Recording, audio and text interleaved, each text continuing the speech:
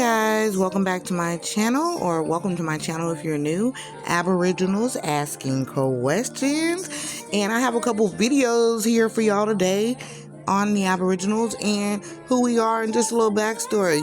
Keep asking questions and keep your heart open and love yourself and take it day by day. We all got this.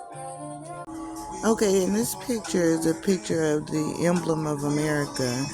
Before language, they had to draw or paint pictures of what we look like, and this is a depiction of the Americas, and the next one is the depiction of Africa. So they knew the difference. It's a very stormy ocean. So my thing is, how did you all cook all this food for them 300 to 400 slaves? That's what I want to know. How did you, by the Atlantic Ocean being a salt lake, okay, how did you supply water for 3 months? See, all of this needs to be explained. And see, this is what people do. These so-called Pan-African people. What they do is, they get on the airplane, go to Africa, show us where they kept the slaves before the slaves came to America. But none of you ain't never took that journey.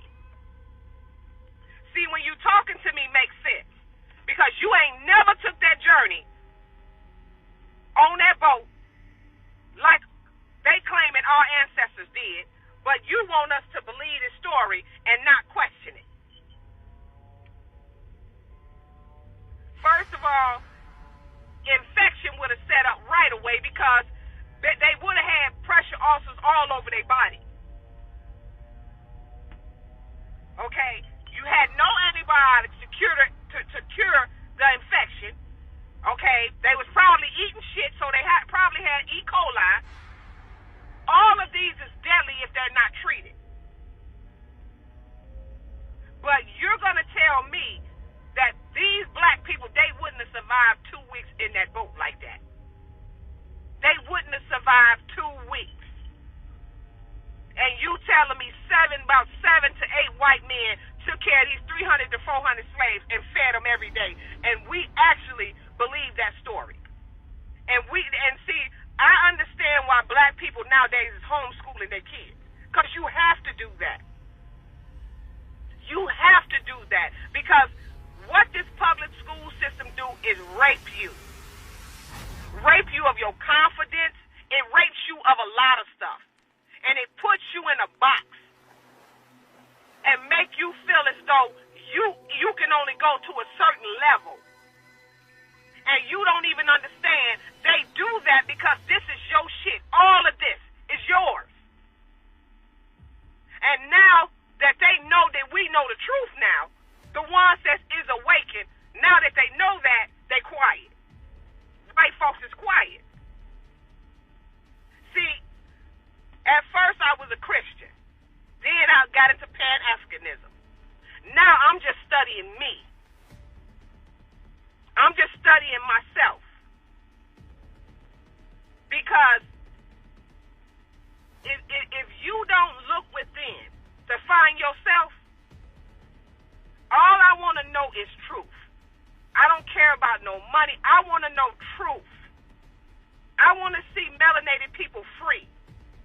And we have to free our mind. We have to free our mind. This is what, when people sit up and they talk about reparations, why would you want, okay, this is my thing. That's why I don't get off into it, because my thing is, why would you want reparations and they giving you a processed tree? They giving you monopoly money. Why wouldn't you want the whole motherfucking land because it's yours?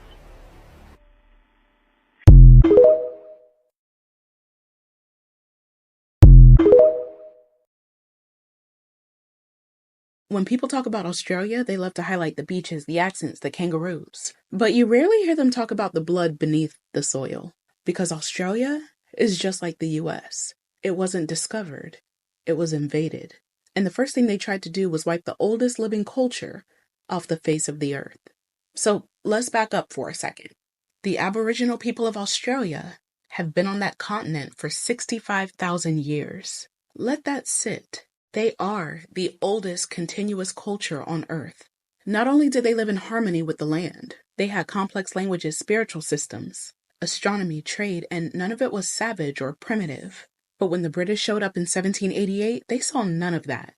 They saw a land they wanted and people they thought didn't count. So they claimed the land as nobody's land, like people weren't already living there.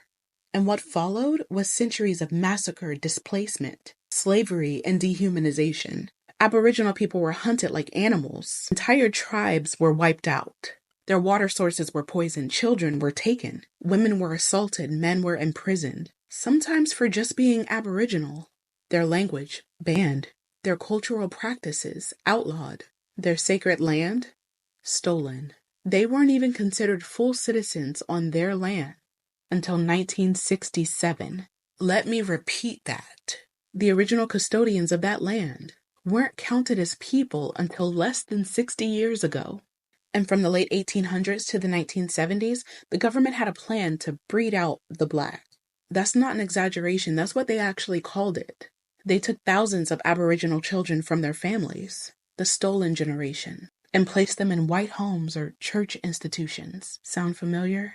They erased their names, told them their families didn't want them. And when those children cried for their mothers, nobody came. Because colonialism isn't just about land. It's about memory.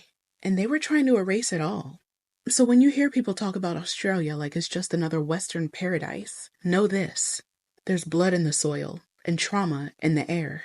And the world is still catching up to the truth.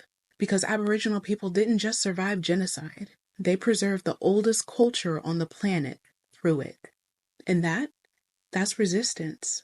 That's legacy. That's a miracle that colonizers couldn't kill, no matter how hard they tried.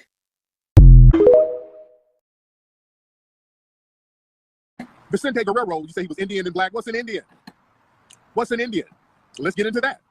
Who are the Native Americans? Let's get into it. Because that's another thing we're going to touch on in the damn museum. Who in the hell were the real Aboriginal Americans? Y'all only think that it was the Mongoloid-looking natives that were the real Native Americans. And we have to understand the Aboriginal people here were also the Negroid people, which are us. There were Black people looking just like, get off there. Black people looking just like us who were the Aboriginal people in the Americas. Many of us were not brought on slave ships. Let's keep this thing a buck. Only 6% of Black people enslaved in Africa came to North America. I'm going to say it again. This has been documented facts. Only 6%. No. But most of us are from Africa. That's not true. Only 6% of the people enslaved in Africa were brought to North America. Most of them were brought to the Caribbean and South America, Central America, Brazil. Only 6% came to North America. This is documented. Let's talk truth. See, we're going to get this shit out here and just talk the truth. When many of the white explorers came here, they themselves said, hey, these are the same, they look like the same people from Africa. These look like the Ethiopians. There's a reason why they called them Indians. Why did they call them Indians? Because of the skin color. They were Black just like the people in India. Just the hair was woolly. Understand history. A lot of us were already here, Black-ass people sitting already up in here, and they just said, okay, we're going to take you from your tribe, and we're going to get your kids, and we're going to raise your kids up and have them thinking he's a Negro. What's a Negro? There's no real definition of what a Negro is. It's just somebody who's Black.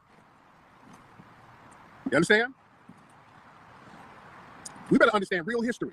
That's why they were called them Blackfoot Indians. Look at them. Again, I lived in Alabama as a child. They had something called Tuscaloosa. Look at what Tuscaloosa means. You understand? That's why we're doing this movie, talking about the Black Seminoles and the Yamasee, man. The Yamasee Wars out there in the Carolinas, the Melungeons. We're going to talk about the real history of the Aboriginal. You got to get off there, man. Go in the house, Siri. What's up? You said our heritage is Israelite or Hebrew. Okay, but look, I'm saying that no, Siri, don't put that on there. You got to. No, it's up to you. Unconquered the Gullah Geechees here. Yeah, man, Walter Plecker, this dude reclassified. They went into those records and started to deliberately reclassify Black Aboriginal people and started saying they're not Native American, they're all Negro. Plecker did that. A woman named Drake out there, Naomi Drake, did that in Louisiana. They would do the same thing. They would get the Aboriginal people and then reclassify them.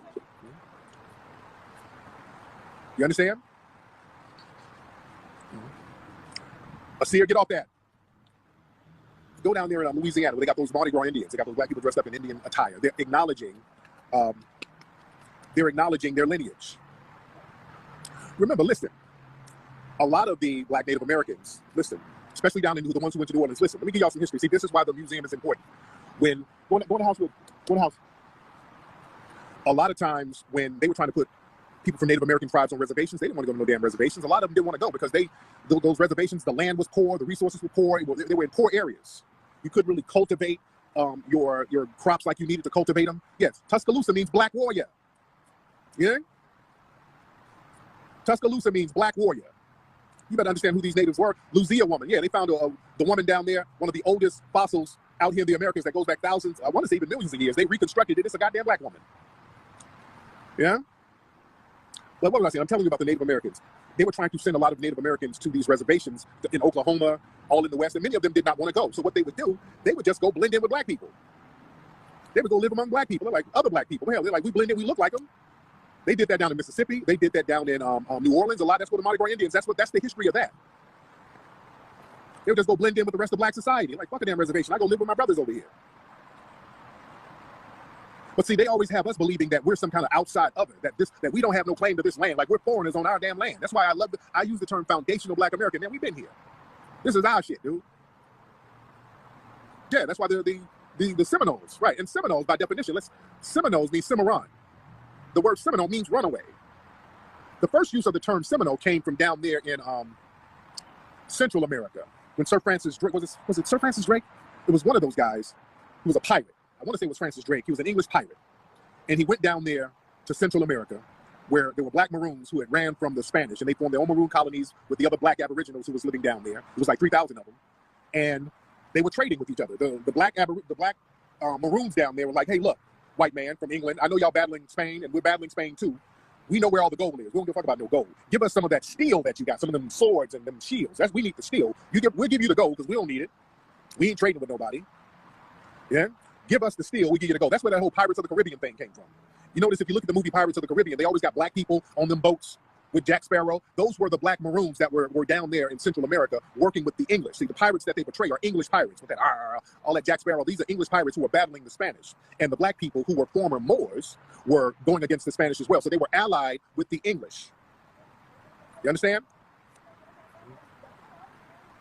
Real history.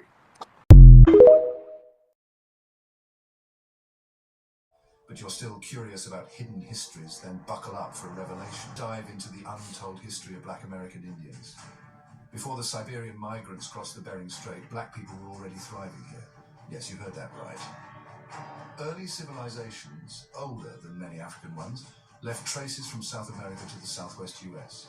The Olmec heads in Mexico, definite African features. Fast forward to the Dawes Act of 1887. $5 Not Indians. natives paid $5 to be recorded as Native American, erasing the Look at the true emblem of indigenous black America. people Looks from so history. beautiful like Their us. identity was changed from Indian to Negro to colored and finally African American. Follow the Black American Indians channel. Rewriting history made it easier. But the truth, Black American Indians were the original stewards. It's time we revisit history with fresh eyes. Like, share, and subscribe for more hidden truth. If you think Native Americans were the first here, but you're still curious about hidden histories, then buckle up for a revelation. These are the universal and spiritual laws. Get into them, learn them, and know them. Thank you all for coming. Don't forget to like, comment, and subscribe. And leave your comments down below. And keep asking questions. Peace and love.